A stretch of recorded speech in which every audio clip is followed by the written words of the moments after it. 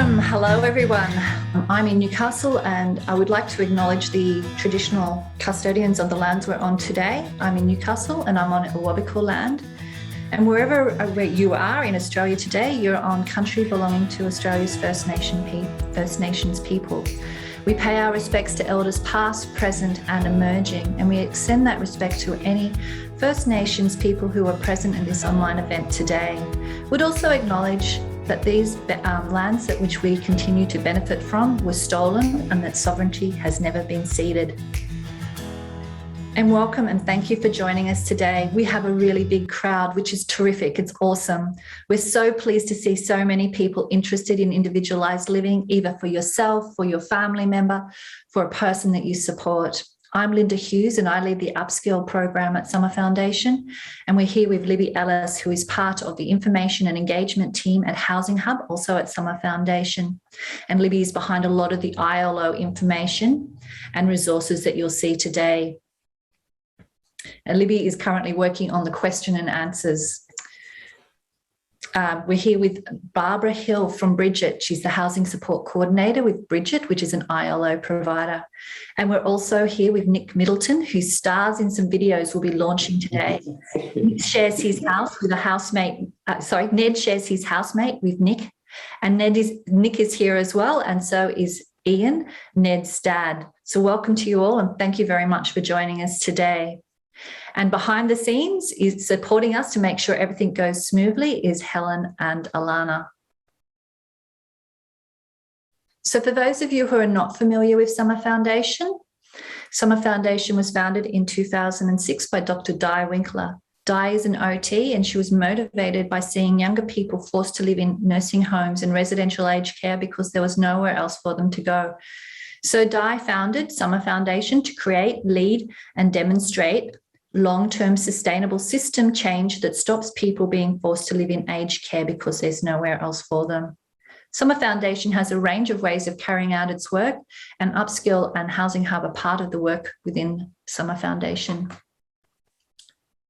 So Upskill is just a quick intro, provides professional development to support coordinators and allied health professionals. And we really recognise the important role support coordinators and allied health professionals play in supporting people with complex needs to live well in the community. And Libby, you're working with Housing Hub, and Libby, you and I have known each other for a really long time. And I remember when your brother was first moving into his own home, which was an individualized living situation, and hearing about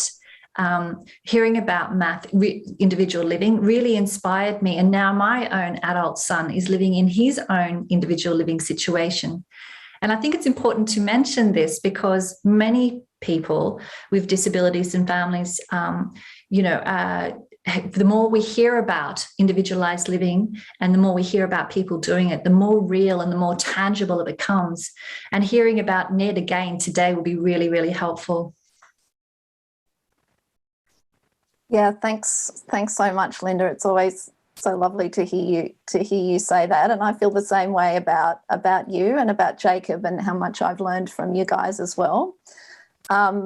But really that's right. So we know that many people with disability need a lot of support to live independently, and they can't just get by with drop-in support, but they don't want to live in a group home in order to receive that support. So I agree that it's just so important to see any examples of how this can happen.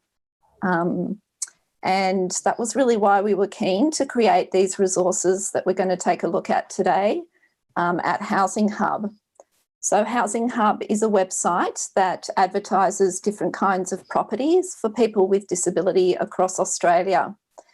And we know it can be hard to make sense of the options. So that's why we have an information team that I'm a part of at Housing Hub, and why we've put these resources together. So our team spends a lot of time doing things like this, like today, talking with people, running events, talking with people on the phone and answering questions. So our team also includes people with lived experience in navigating housing and the NDIS. So yeah, just to reiterate that with individualised living options, we knew that things would be easier to understand with examples, and that's why we've created these resources and put together this event today. Today's agenda is we'll be launching the Housing Hub videos that star Ned and his housemates, and we'll be having a chat with Ned, Nick and Ian, Ned's dad. You'll be also hearing about the principles that underpin individualised living, and Barbara from Bridget will share some of the practicalities of Explore and Design.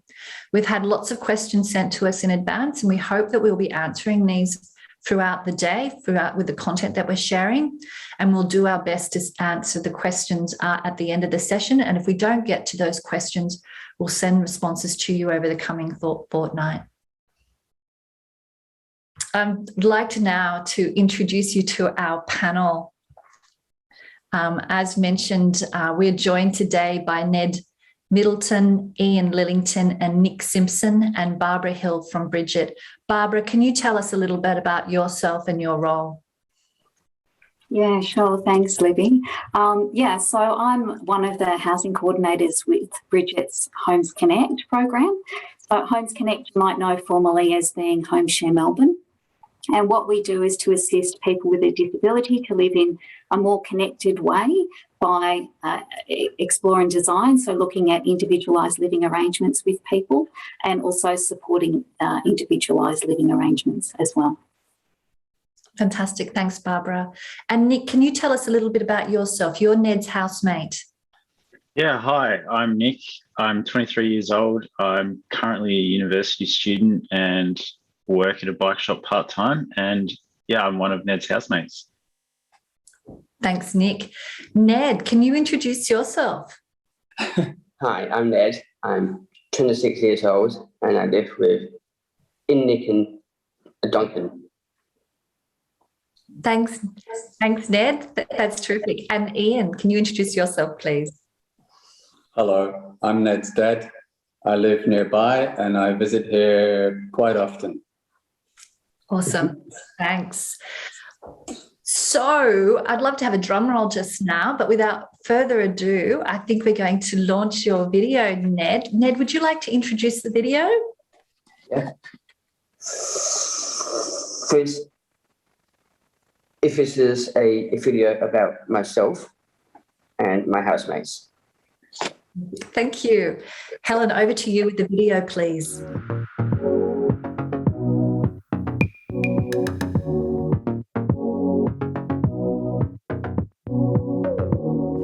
Ned moved in here just before Christmas, in end of 2020, with Nick and Duncan.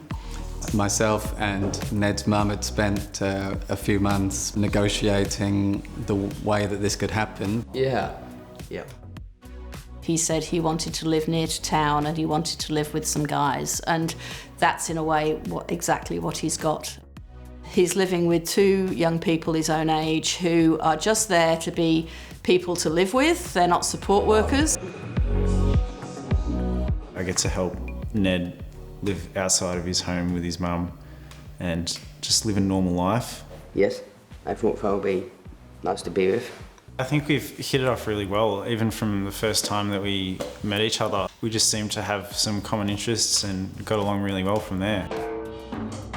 I really got to know Ned predominantly through Zoom, and we would just spend a lot of time, I suppose, kind of getting to know each other so that I could build that trusting relationship between him and I. So we really explored what he wanted, what his goals were, who did he want to live with, exactly where did he want to live. And then once we had all of that information, I started looking for a property for Ned, and then I was also looking for flatmates for Ned. I'm just really appreciative of these lovely young men who've come to live with Ned. To think that there's people who want to come and live with him is a very, very lovely, affirming thing. He's very comfortable with his housemates, and it's lovely to see the interaction, and it's absolutely what he wants. So the chance for him to spend a lot of time with people his own age to hang out with who aren't family is quite special. And it's a challenge as well for him, but it's one he's coping with very well. They're housemates. They're not support workers, but at the moment he needs some extra supports to give him a bit more of a framework and security and support in terms of getting organised, getting out of the house, doing things like that.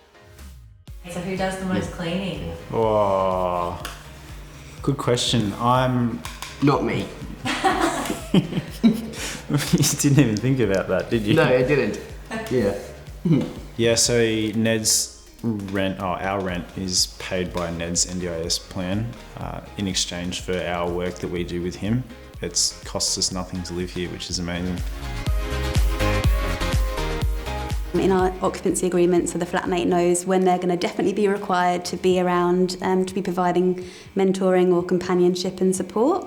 The way that it usually works is that there's usually a bit of a timetable. So with Ned, they have a timetable on the fridge, and it will talk about what they'll be doing in the week. So on a Sunday, they have a dinner together, and they catch up and they talk about what they want to do together throughout the week and when they're going to be together. This is definitely the life I want to be living right now. We get along quite well. It's just normal. It's like living with a bunch of mates. You hardly even notice that you're in a situation like this, and people go, wow, like it's so amazing what you're doing. And you go, I'm just living at a house with a couple of guys. It's nothing different for me, really.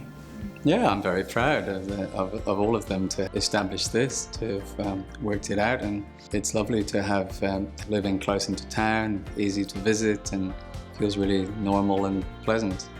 He's an amazing human, and he's just got a great perspective on life, and it's definitely changed my perspective on life, that's for sure. It's like my second family. Yeah.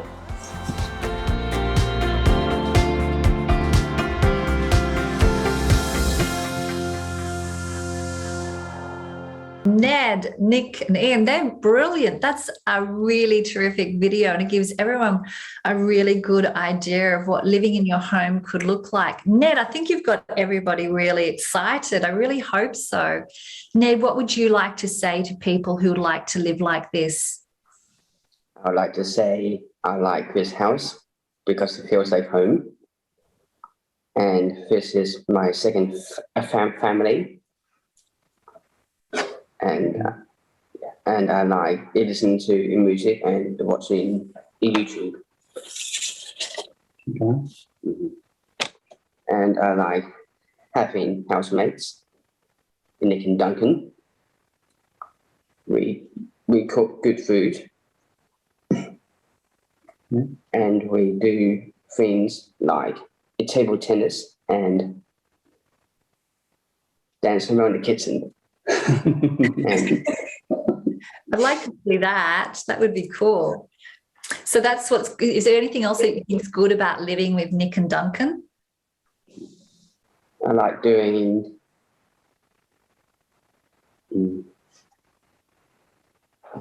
Lego. And just being here. And just being here, yeah. Just hanging out. Just like housemates do. That's terrific, Ned. Ian, what would you say as a family member to people who are thinking about individualised living? Well, Ned lived with one or both of his parents for 25 years, but we've always had in mind that there would be a way that he could live more independently. And last year we heard about ILO, and it started to sound like it could be the way to go. And it took at least 12 months to get to the point where Ned was able to move in here.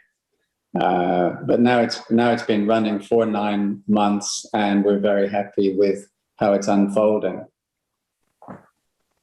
That's terrific. Thanks, Ian. We have a second video that gives you a look at some of the more of the nuts and bolts of individualised living. So Helen, are you able to start that next video? Thank you.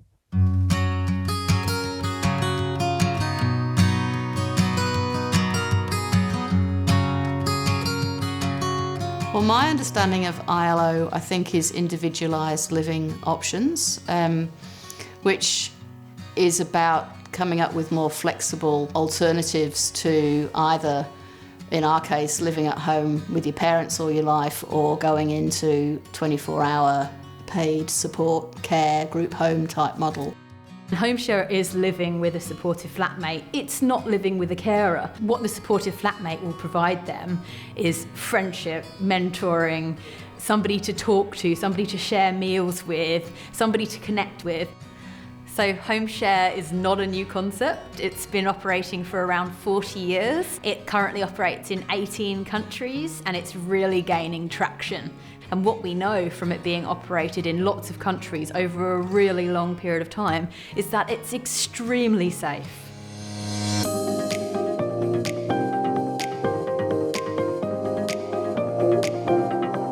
This has to be something that people desire, passionately want.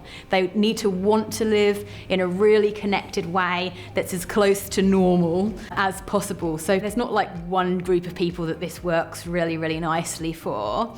We know that we can support people who have extremely high support needs, who are actually eligible for SDA. We know that if we provide the wraparound supports, if we put enough support workers in place to be able to support the home share arrangement, then we can make it work for pretty much anyone with any degree of support needs.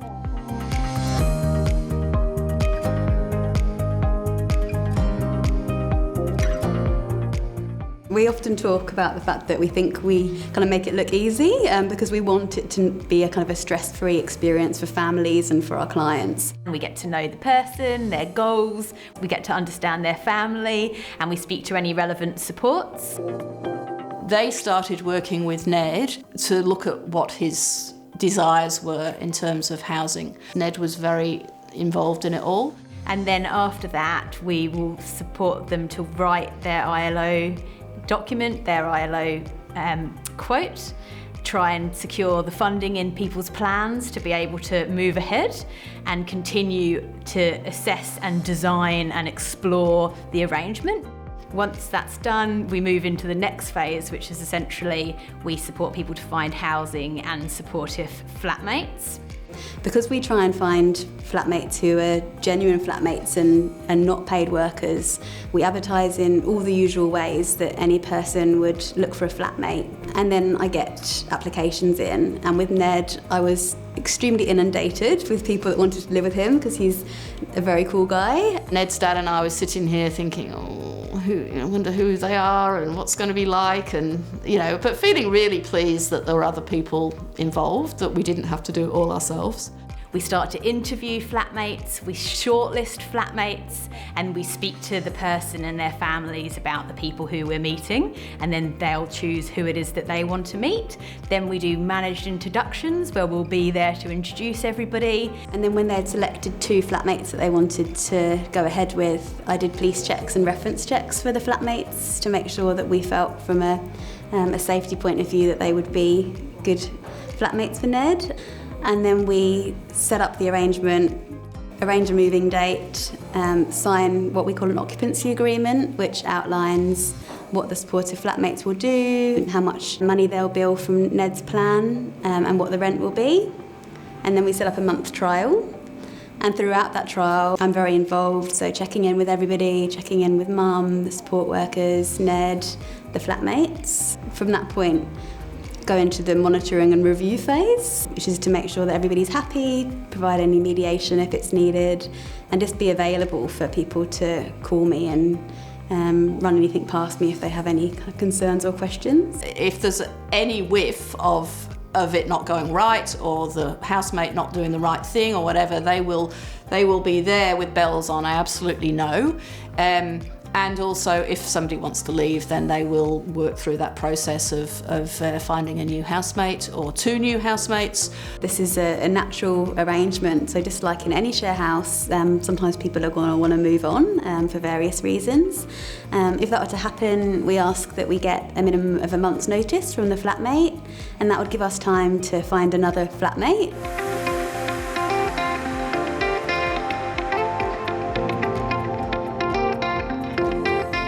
If if you've got an NDIS plan for your son or daughter, it's really important to have a housing goal in there really early on, or moving out of home goal, or becoming more independent, because then that sort of sets the tone. And then find, if you need it, support coordination to help look for housing, and then find an organisation that you feel you can work with who are doing ILO.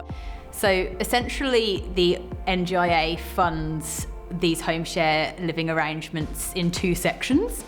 The first section is what they call explore and design, and that initial phase is for a minimum of 3 months, and it's where we sit down with people, their supports, and we really get to know and understand what it is that they want, what are their housing goals, where do they want to live, who do they want to live with. We really understand, and we start to create what that arrangement looks like. So that's the explore and design phase. And then the second phase is really the action phase. So it's creating the actual match, setting it up, finding the flatmates, finding the housing, and then providing the ongoing support, monitoring and mediation to the arrangement, and then redesigning and rematching if we need to.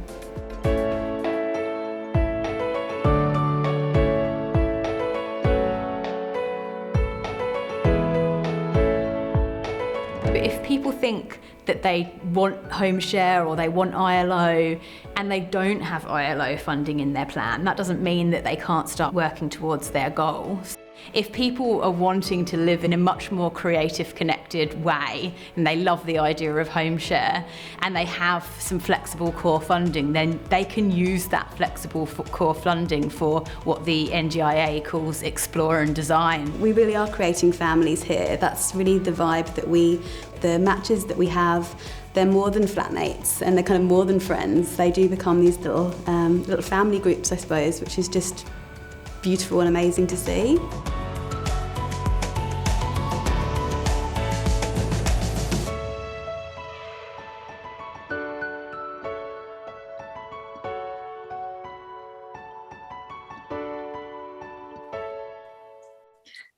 Thanks. That's terrific. And I'm just looking at some of the comments in chat.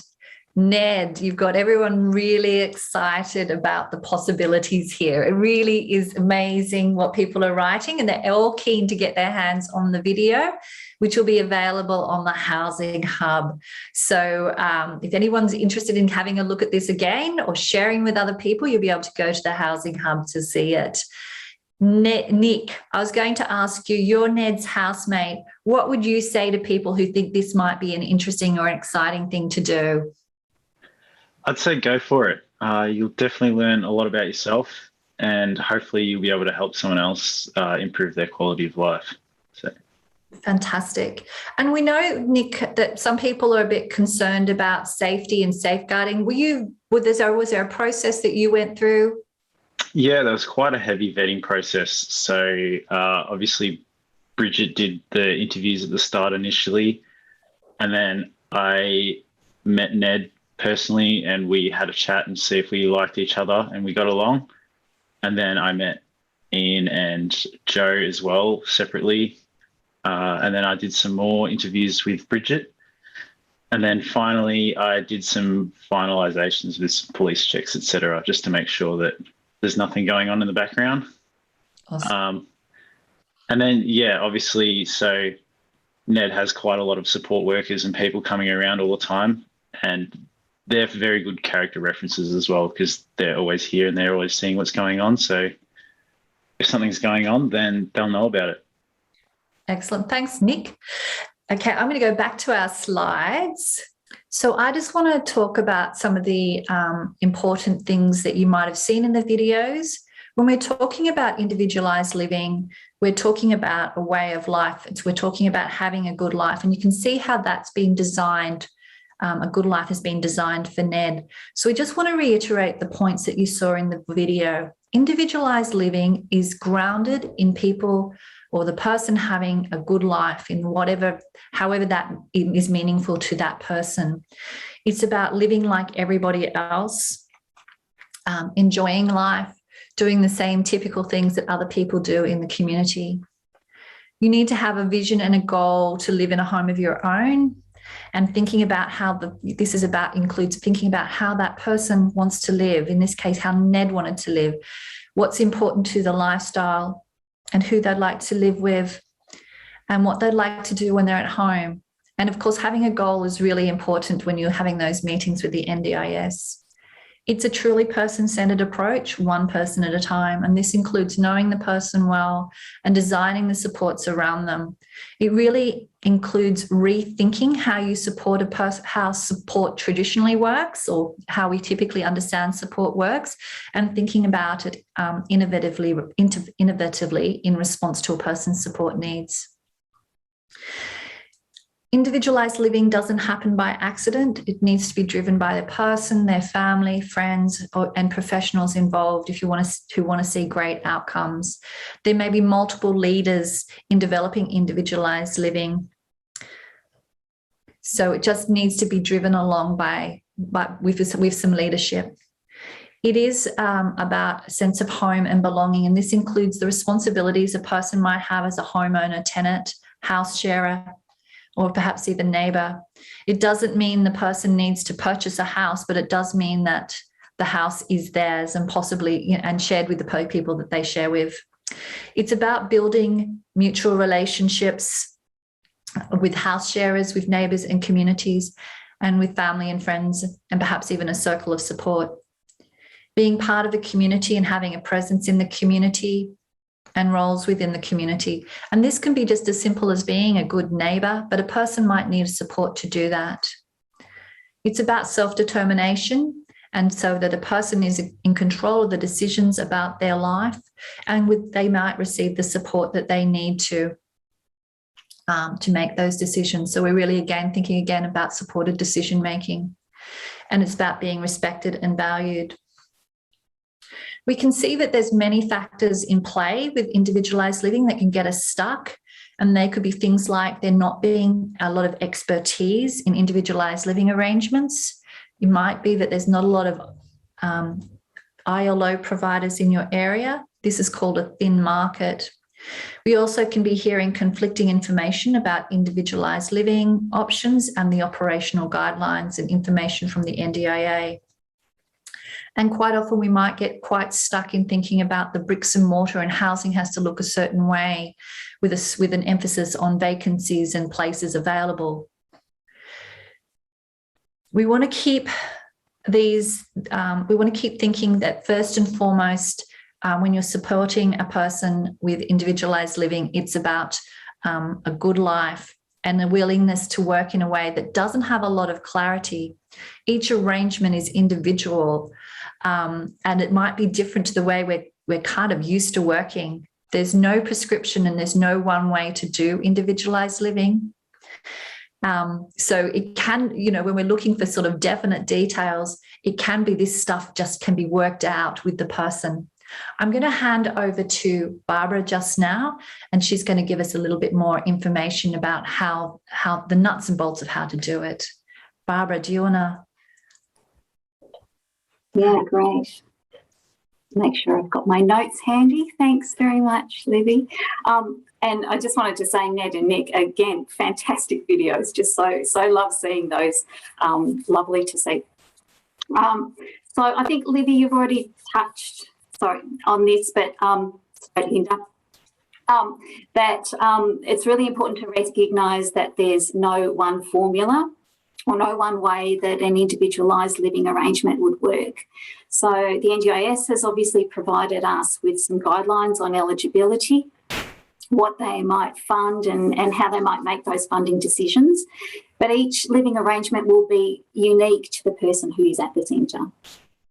So I've been asked to speak specifically today about what role a support coordinator or an allied health professional might have in starting that ILO process, given that there is a thin market of ILO providers at the moment. So the first step that a support coordinator or allied health professional might be able to start with is to spend some time really understanding what living a good life and what the vision for home is for the person that you're supporting. You can also spend time with their family or other supports to get a really rounded view from a few perspectives of what they all feel would make a good living arrangement. But some of the things you might like to start exploring is who, if anyone, that the person imagines themselves living with. Is it perhaps with people that they already know, or it might be new people that they might want to meet and establish new relationships? Where would they like to be living? So does this person already have an idea of the location? If not, you might be talking about what communities they're a part of, or what is important to them. Where do they want to live close to? Things like social groups, sports, work, education, family, and friends.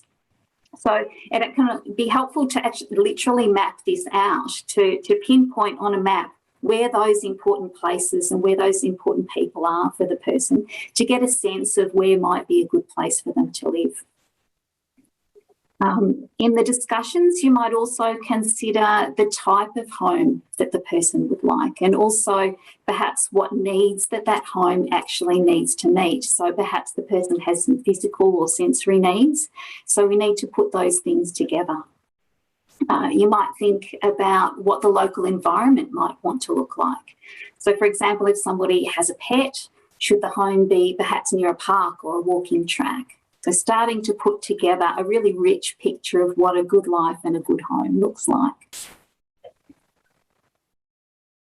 Next, we can get into understanding a bit more about what the resources and the skills that the participant and their supports already have, and then also the resources and skills that they might need going forward.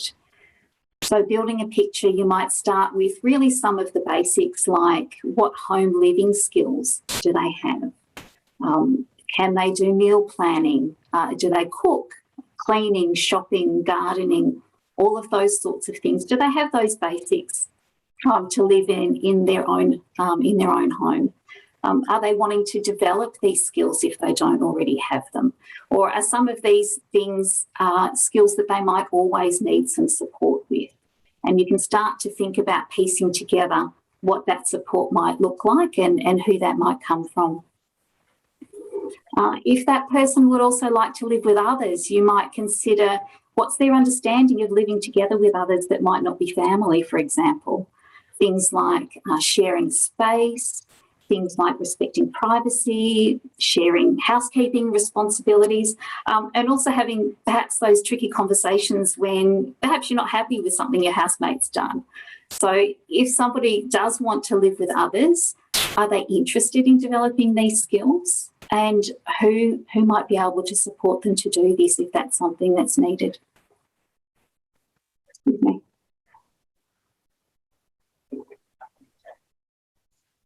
Obviously, it's also, sorry, Linda. You go, Barbara, sorry. Thanks. So talking about people's informal supports as well. So who are their family, who are their friends around the person, who understands them and will be there to support their vision of home? What time or skills or interests do they have to assist that person in the short term and perhaps in the long term with what their vision of a home is? Exploring finances as well as one of those other critical areas. So what is their current financial situation? Does the person support themselves financially, and how at the moment? Do they have a budget? You might like to help them to consider things like their income, their expenses, their savings, to get a sense of what they might be able to afford. Do they already have a home? Will they need assistance to find a home? Is renting an option? And if so, putting together an idea of what they can afford. If needed, who do they have in their circle to help them with setting up those kind of things, setting up a budget, understanding the importance of a budget. So other things that we might not have touched on in terms of the skills that people might need, we might look at their formal supports. So what one-to-one formal support will the person continue to need, even after they might work on some of the skills that we've touched on? And with that, thinking about, do they meet the ILO criteria? So at the moment, what we understand is the guidelines say that someone needs at least 6 hours a day of one-to-one support, but also along with that, less than 24 hours a day of one-to-one support. So we need to be looking at whether the support needed is going to fit generally within that criteria. And I think that this has already been touched on by Linda as well, but one of those really important things is, can the participant and their supports really invest some time and effort into designing and implementing something that is really individualised? So it can take time and commitment. So once you start exploring all of these things with the person, that will start to become more clear, like how much determination and persistence does the person and the people around them have to be able to think about an ILO. So if considering all of this, we think that an ILO would be a good option. The next, I guess, step would be to see if seeking explore and design through funding through NDIS would be what you would want to do. So it's obviously important that somebody has home and living goals in their plan, and also important to submit that home and living support application early on. The NDIA reviews the information in that form and also puts that together with any other information that they might have. So there might be allied health reports that they either already have or that you submit with that application. So the NDIA put all of that information together and they use it to, they say, identify appropriate home and living supports that might assist the person to achieve their goal. So if participants wish to, they can use their core funds to further explore and design. I need some water.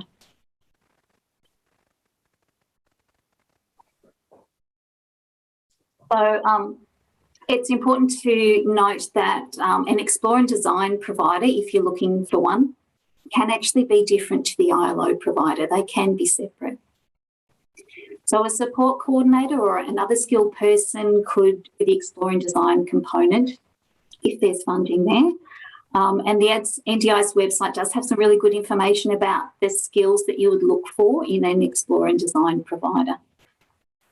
Other people who can contribute to that process might be an OT who would look at individual living skills or independent living skills. A psychologist might look at social skills or other areas that would be important for the person. And at the end of that really intensive explore and design phase, to submit a proposal, you'll need to have identified an ILO provider. So some of the things that some of our participants have done before they've had ILO funding in their plans, the way that they've creatively used their core funding, has been around things like when they've identified that maybe they might need to work on a budget, one of our participants used some support worker hours to consistently work on budgeting week to week so that they could get a sense of what they could genuinely afford to rent. Another person actually applied for some funds and lived with a living mentor to develop some of those independent living skills and also to develop some of those social skills around how you live in a house with people who are not your family. So Linda, that's it for me for the moment.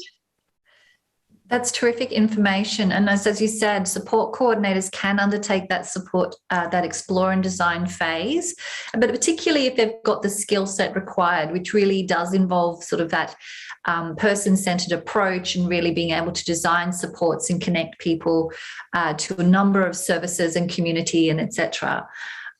We're going to, so you mentioned that you could get some support from, some supporting information from occupational therapists or psychologists. And we understand the NDIS will usually put in some additional funding for those assessments if that's required. Is that right? I think to date with the people that I've worked with, so I can talk from my personal experience, that people have usually had some funding in their plan already under Allied Health that they've been able to use. And I would think that, yeah, it would be absolutely possible to apply for that funds to complement the explore and design process. We've got, I think Helen's going to share some additional information in the chat as well around some of the Summer Foundation resources, My Housing Preferences, which really helps unpack a person's preferences for their living situation, as well as some resources from WA Individualised Services. They've got information, they've got My Life, Your Life, Our Life resource, and they've also got a My Home resource. And NACBO also has My Home, My Way, which has a number of resources for people who might be thinking about another living situation. These are some of the questions that we got when we asked for questions beforehand. And really, I think what these questions showed us is that some of these questions are actually the questions that you'd ask as part of the explore and design phase. We know that people were really concerned about what happens if relationships in the house break down, or what happens if a housemate wants to leave. What about a participant's vulnerabilities and how do you keep people safe? What about if emergencies happen and what to do then? How do we secure housing? That's always a challenge when we've got a difficult rental market. I'm thinking about the positives and negatives. The billing for ILO providers and the monitoring and adjustment. And I think one of the things that we sort of thought is these are actually the questions that you would ask in the explore and design phase. Barbara, these is part of the things that you go through. And I thought I might even ask Ian, you and Joe worked through a lot of these questions with Ned. What sort of things what would you say to people who are looking at these questions and thinking about these kind of things and the planning work that you had to do? Yeah, thanks. We first heard about ILO from WA, and it has been more established there for longer. And it's still relatively new in the eastern states. So the kind of presentation that we're doing here today would have been very handy for us about 12 or 15 months ago. And I think it's really honest to say that this is still all emerging. So the questions are great questions, and we've got some of the answers, but I think that some answers for some of you in some other places might already be different because it's a bit of a changing world. Those questions that are on the dot points, I'm more focused on the second half of them because myself and Ned's mum and Jenna we were working very closely on securing the right house. We are working in a difficult rental market. We were pretty clear that we wanted it to happen, but we've had to persist for 18 months. And Ned's been in this house for 9 months, but it took at least 9 months before that of working with different agencies before we even knew that we could do this. We had a feeling we could do it. We had a feeling it was the right way to go, but it really was month after month of persisting before we even got to the point of looking for a house. A couple of very practical things was that because of the financial arrangement, we didn't have to choose the cheapest house on the market. It's not the most expensive either, but we didn't have to go at the very bottom end. And that actually brought a few more houses into consideration for us. But another thing was that we are in a regional town, and we did have some existing relationships with the real estate agents. And that factor of sort of knowing and being known a little bit around town, that was also helpful. Having said that, we are, Ned and his housemates are 9 months through a 12-month lease. That's been extended to 13 months, but we are now actually having to begin the process of looking again for another place. So those are my answers to some of those questions. I think in terms of the relationships and the coming and going of housemates and so on, that may be more for Barbara. Thanks, Ian. And well, I understand, Nick, you've got an agreement in place at the moment? Yeah, so essentially for the work that I do with Ned, I have my bills and rent paid for, which is quite advantageous for me because it takes a lot of stress off my back, that's for sure. But yeah, so I help Ned with his everyday tasks, etc., and I help him live outside of home, and in exchange, that pays for my rent. It's awesome. And Ned, Nick, I understand you've got an agreed period if you decide to leave. Yeah, so we have a minimum of 1 month's notice that we have to give to notify everybody that we're going to leave, and that gives everybody the ample opportunity to find another housemate in I guess, in replacement. Right, thanks. And I suppose it's a situation that many people, like in particular younger people renting, might face, is that sort of you might have to move if the lease is up and it's not going to be extended.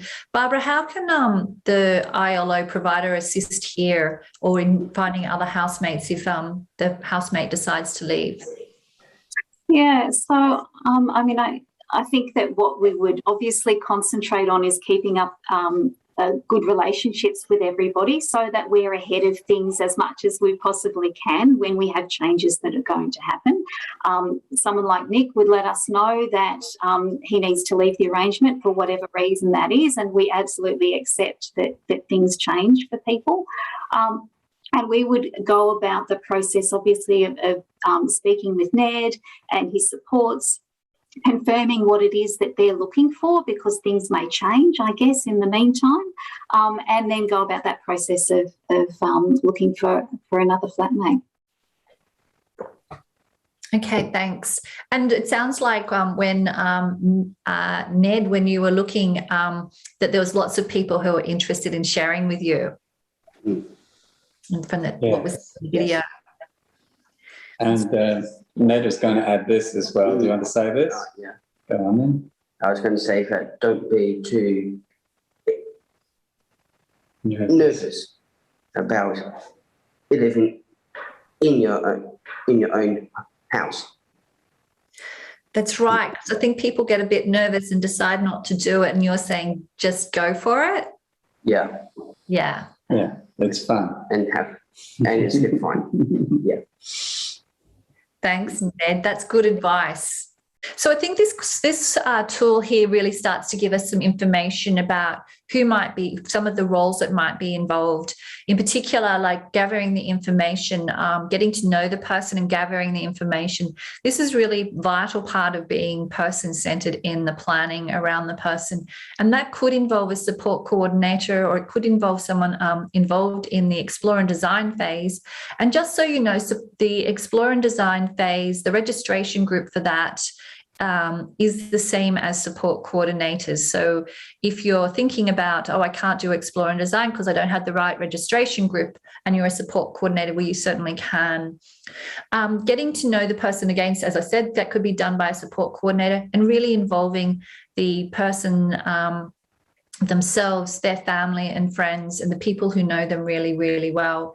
And of course, as I said before, the support coordination funding, or you could be using the Explore and Design funding in core, which has the same registration group. There might be, as Barbara said before, understanding some of the financial situation. And as Nick was telling us, that in some situations when supportive housemates are providing assistance to a person, what they get in exchange is a benefit, and that benefit might be that they get to live rent-free, or or with a subsidised rent. And that can be subsidised through a person's plan, and the ILO provider can broker that cost. So that ILO provider can ensure that that rent is paid for the housemate, and that works, and it works for them. Really having an idea of what skills a person needs. And again, as Barbara was saying, that bringing in family and informal supports to help identify what skills. If someone's living at home, it can be really hard to work out what a person does by themselves and what might be done by family. So really beginning to unpack that. It's really easy when you're living at home to have certain ways of, with the parents, have certain ways of doing things. So it could be really useful to bring in OT, psychologists, or even behaviour support practitioners to assist with identifying the skills that a person might need to develop. And that might be around being more independent at home, being involved in home life. It also might be around the social skills you need to live with other people. And again, there's some funding categories from the NDIS that can assist there. The identifying safeguards and risks, we hear a lot about this. There's always a lot of concern around this, and Nick spoke to that before, that but really when you're looking at what safeguards might need to be in place and what risks are apparent, certainly having family and friends identifying some of the risks. I think that the what ifs are really, really important to get off the chest of family and friends in particular. The what if this happens, what if that happens? And certainly I know from my own experience, I wrote up about 170 what ifs when I was looking at my son's own individual living situation, and then sort of being able to go through, as Barbara said, and address those what ifs, which might be ways of creating a safeguard or creating ways of reducing the risk, ways of thinking about it differently, perhaps even. So really, that's a really important process that that might be a support coordinator might assist with, as well as OT, psychologists, and behaviour support practitioners, to really identify where those risks are and how those risks can be mitigated. Because there's risks there, it doesn't mean we don't do it. It just means we find solutions to it. Just again, reiterating that we can be really creative. Sometimes we've got assumptions about how support needs to be delivered, the way it traditionally has been delivered for people who have high support needs. And there might be other ways of doing that when we have a creative and open-ended look at how we can, how a person could be supported. It might be that they need just somebody around, like a housemate. It might be that we can use assistive technology or home modifications, or an appropriate dwelling such as a specialist disability accommodation might better meet that person's needs. I'm ready now, Linda, if you're... Yeah, I'm ready. Well, sort of ready. So we did, well, there's a lot of people on today's webinar and a lot of questions that are coming through, which is really fantastic. And so we've focused, I've been answering those questions as fast as I can, and we will take your questions if we don't get to any today and follow up. So we'll get answers to those questions and follow up with you in the coming week as we send out the slides. We have tried to answer a lot of the questions that were sent to us beforehand through the content that you've heard already. So we're hoping that you're feeling that way. There were some questions about host arrangements that we felt were best answered by the NDIA, particularly in relation to the ATO, Australian Tax Office. And there were some other questions that you sent us beforehand that we thought would also be good, best answered by the NDIA. For example, whether it's the home and living team or whether it's planners that approve ILO proposals. So we'll be sending the questions that are actually for the NDIA to them because we can't answer for the NDIA today. So having said all of that, these were the main themes of the questions that you sent to us beforehand. So eligibility, what are the different roles in these arrangements and how do you work them out? Assessing risk, monitoring arrangements and safeguards, and how do you find the housing? And I've got a couple of others that have come through from the Q&A today. So I want to start with you, Barbara. A lot of people have seems to have been receiving some different information about eligibility. There's a 6 hours and there's 24, but not 24 hours. And I wondered if you could give us any insight around that. Yeah, so obviously the guidelines that we have now are fairly new, and our understanding is that planners are now making those decisions about eligibility and funding around our proposals or our clients' proposals for ILOs. So from the feedback that we're getting for our clients, from our proposals, is that yes, 6 hours a day of one-to-one support seems to be the minimum amount that the planners are looking at to approve an ILO funding arrangement for a particular participant.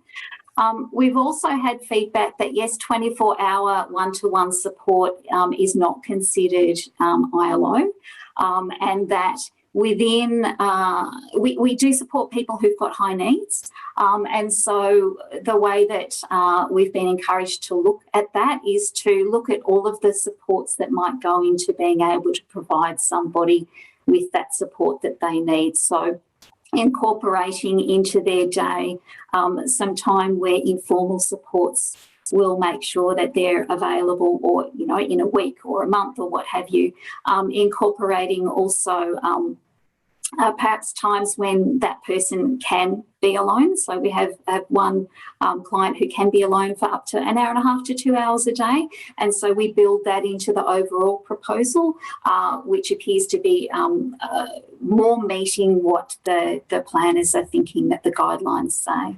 But I would say that each planner is individually interpreting the guidelines against any proposal that we put in. So we are learning as we go, but we do know that those two things have been commented on in proposals that we've put in so far. Thanks, Barbara. I think a couple of things that we would want to add to that, particularly for people with disability and families who are present today, is that 24-hour support kind of becomes a catch-all. And we know that this is the case, especially in specialist disability accommodation or SDA, that it's really important to, it was really important for us as a family, and I think for Linda with her son, to take a good look at the catch-all of 24-hour support and really think about what that means in practice. And we know from the webinars that the NDIA ran earlier in the year that if a person is thinking that they need or want 24 hours of support entirely through a paid roster of care, through a paid person or a roster of care, then that really isn't individualised living options, as Barbara said, and as we've been trying to show today. Individualised living options are about how do you get that support through other kinds of relationships in your life. And a really helpful role that a support coordinator or an allied health professional could play is to help people to break down what does 24 hours actually look like. Do I need somebody with me all the time? Do I need somebody in the same room, the same house? Is it direct support? Is it somebody to be there just in case? Is it somebody a phone call away? Those kinds of things. Linda, do you have anything to add to that? Yeah, I think I really agree. I think there's a real opportunity here to rethink 24 hours support. So really, as you said, just unpacking what actually is required. And you're right. I think at the moment, we sort of very quickly lump people into 24-hour support and shared supported accommodation without really unpacking the support that a person might need to live when they're in that environment. Because obviously, even in shared accommodation, people generally aren't getting direct support that whole time. So really starting to think about that in a more creative way. And again, as you say, having support through relationships might be an equally good, if not better, way of meeting a person's support need than through the more traditional approaches.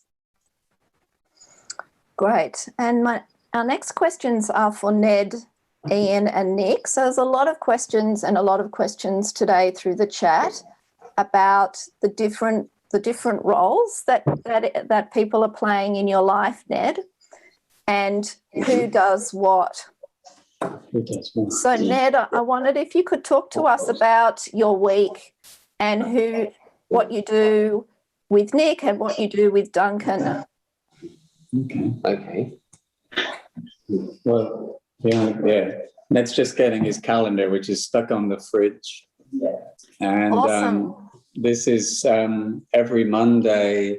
You have to hold it up and show it. That, yeah. Turn it around. That's one easier to talk about. Okay, let's turn it around like this.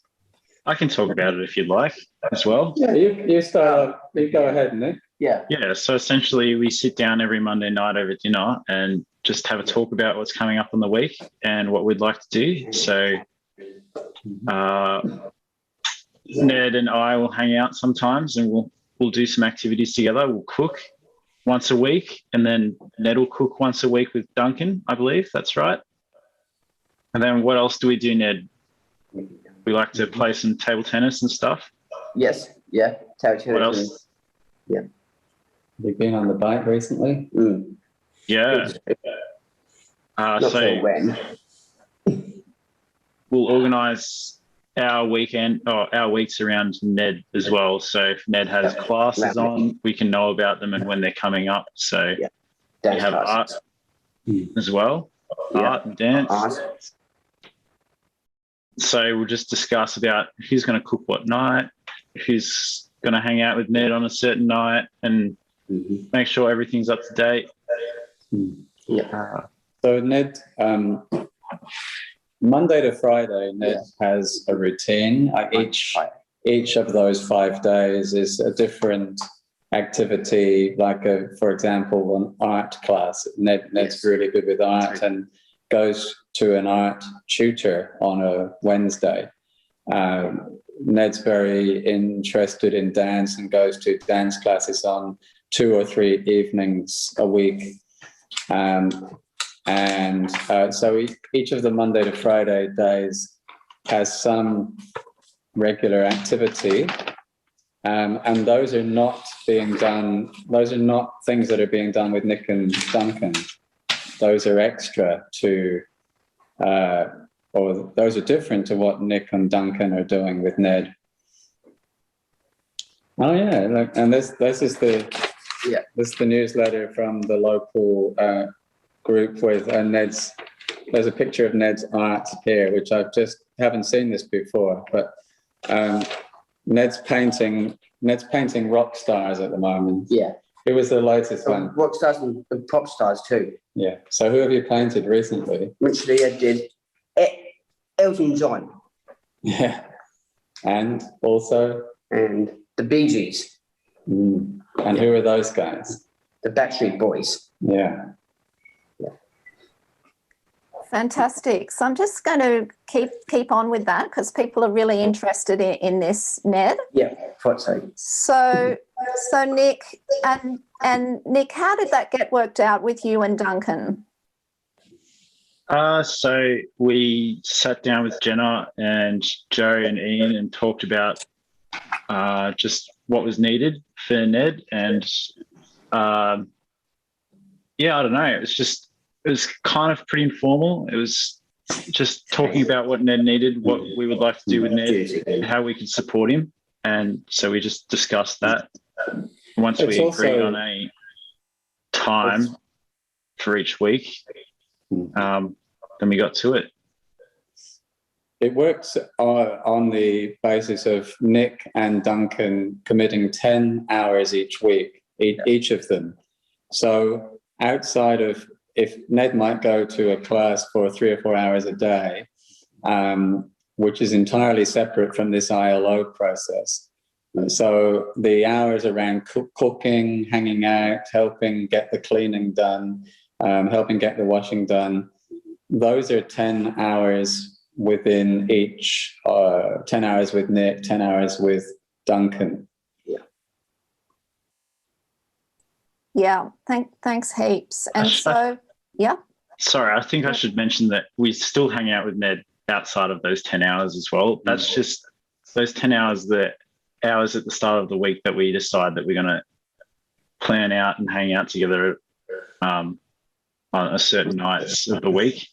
But we still talk to Ned, obviously, during the week outside of those hours, and we still hang out with him. It's probably just a bit less structured hanging out with Ned outside of those 10 hours. Great, thank you, Nick. And so there's been a few questions about kind of what sorts of things could a supportive housemate help out with, and some, could they do gardening? Could they do maintenance? Could they help with grocery shopping? So what I'm getting, and I might bring in Barbara in a minute around this. So what we're understanding from your answers, Nick, Ian and Ned, is that it could really be anything, and maybe the 10 hours the things that you're doing now with Ned might change in the future through discussion. Yeah, it could change completely. What we've found from a point of view of supporting Ned, a lot of our energy as parents in the last 18 months has gone into just getting this happening. There was, for example, some support we were doing trying to get Ned into employment, into a job situation. That partly got slowed down by COVID, but it also got slowed down by us just having a limited amount of energy. Now that the housemate situation is better, now that it's established and we know better what it takes, at least one of these days, one of these Monday to Friday days, we're quite actively working on Ned going to be in an employment situation. But that's still like needing to take another deep breath before we launch into that, really. Thanks, Ian. And Nick, did you want to add anything there about how things get worked out with you, that it might change, and your agreement, your occupancy agreement? Yeah, obviously, it's a fairly open discussion. I think if my personal situation were to change, it'd be pretty easy to approach Ian and Joe and Bridget and just discuss it and talk it over. I think it's highly personal and it's highly individual to each case. So I think as long as everybody's open about about it all and talks about it to everybody, then it should be fine. Thanks, Nick. And Barbara, can I bring you in here just to talk about the kind of the behind the scenes here? And there's also been around the occupancy agreement and negotiation and a provider's role. There's also been a couple of questions about, like, how do you know if everything's going okay, and what monitoring might look like? Yeah, sure. Yeah. So I guess to start with, the background of how we work out the occupancy agreements, how we look at what a housemate might contribute. Again, it's individual for every situation. What we see as being really important is that relationship that in a situation like Nick and Ned's together, that it's really a mutual housemate kind of relationship as well. So the housemate isn't a support worker. So we really would be wanting to focus on the kind of things that that housemates would do together. So that kind of mentoring support, the kind of things that they would do together naturally, usually, and also the kind of responsibilities that they would naturally have. So everybody in the house would have responsibility for keeping it clean and perhaps for doing some gardening. So working out how that all works as a typical house would work out is how we look at those arrangements. And different people might have different abilities or skills in that area, or a love of doing a particular thing to make those arrangements work out. So we work together with all of the parties to sort out an occupancy agreement before everybody moves in together, so that everybody sees that occupancy agreement. We start with a trial so that everybody knows that, you know, those first 2-4 weeks are really everybody sort of settling in together and getting to know how it will work, because we really don't know that until people do move in together.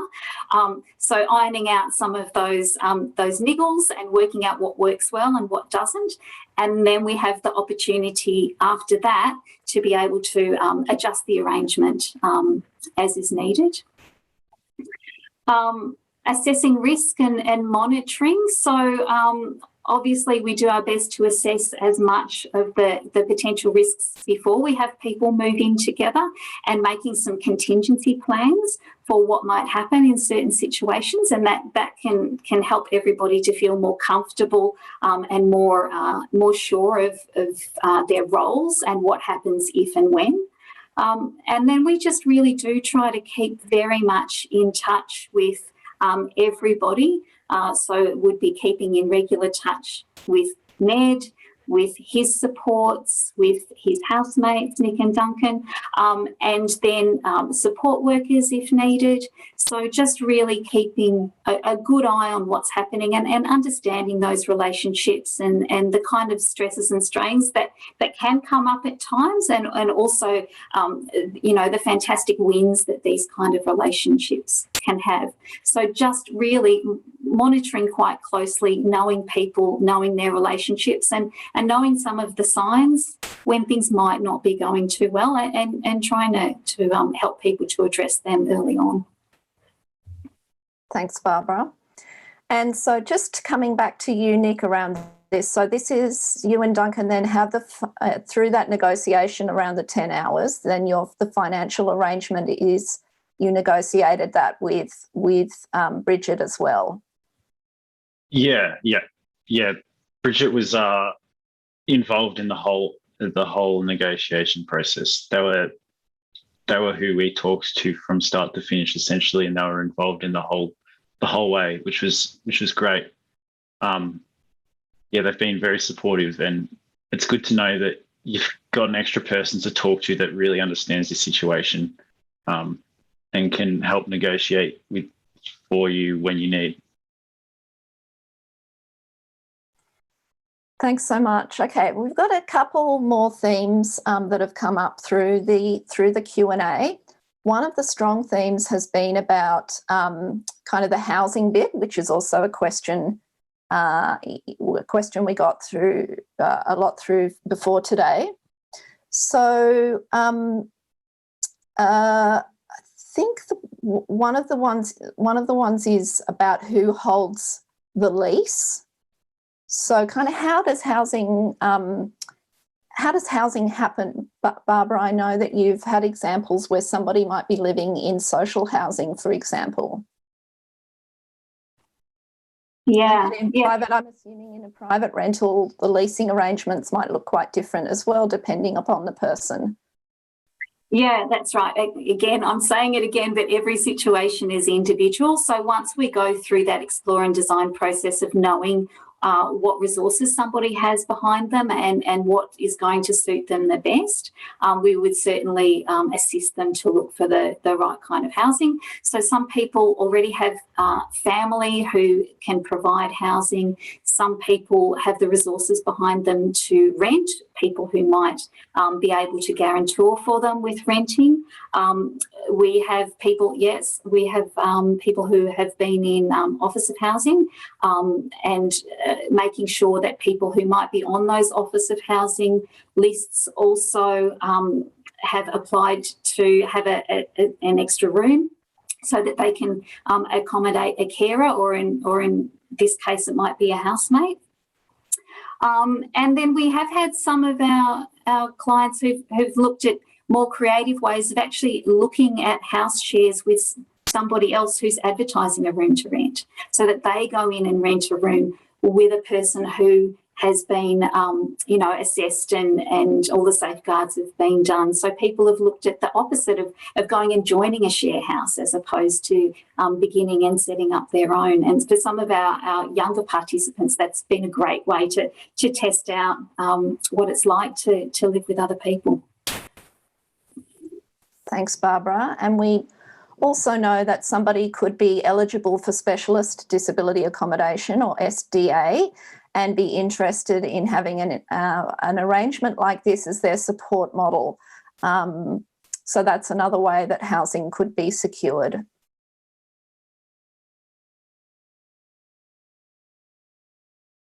And just the last one of the other themes, a few questions that came up around assessing somebody's skills, the role of an OT, helping people to build their skills, and who might be part of a person's support team, or what NDIS planning supports might a person want to around those things. I'm not sure if you've already answered the questions about OTs and allied health professionals, but if you or Linda wanted to comment any more on that, that would be great. But Barbara, yeah. Yeah, I'm happy to. We do use some great OTs. Our clients come to us with great OTs, or we sometimes source them, people that we know are really understanding of what it takes to set up an individualised living arrangement. So looking at the whole gamut of the things that somebody might need to live on their own in their own place, perhaps for the first time. OTs and psychologists, mental health workers, support workers and support coordinators have been really important in pulling together all of the supports that somebody might need, understanding them, and support workers have been great as well at working alongside somebody, for example, with learning to cook, learning to budget, those sorts of things, so that they feel more confident and set up and ready and able to contribute to a household when they move into it, if it's a home sharing kind of situation. Linda, did you want to add anything to that? I was going to, I think that I totally agree with Barbara. I was just going to add one of the questions that I've just noticed as well is around the thin markets for ILO providers. So I was just going to mention something about that. Is that okay? So, I was just, if you're looking at ILO and there's not an ILO provider in your area, you could be talking to providers who are flexible and innovative in their approach. So that doesn't necessarily have to be an ILO provider. It could just be a good provider who can do good person-centered work, and having those conversations with those providers about what might be required. The registration category for ILO is the same as it is for SIL, so it's not like you need a specific ILO registration. So I'd just be really recommending having those conversations with providers who have an interest in doing really innovative person-centered approach to supporting people. I would agree. If you actually go back to the last slide where we were trying to think about this in our some of the information we got together for today, it could be another question that we thought could be a really good one to ask is actually, so to think of it as like an expertise or task-based set of questions that you're looking to answer in Explore and Design.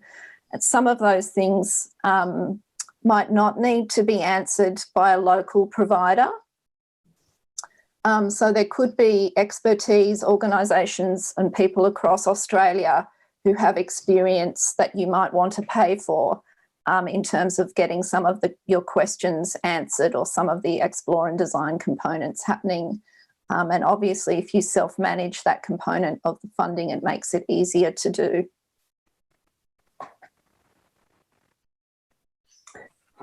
Can I add something to that, Libby? Is that okay? Yep. I think I did mention before that the ILO provider doesn't need to be the same as the person who assists with Explore and Design.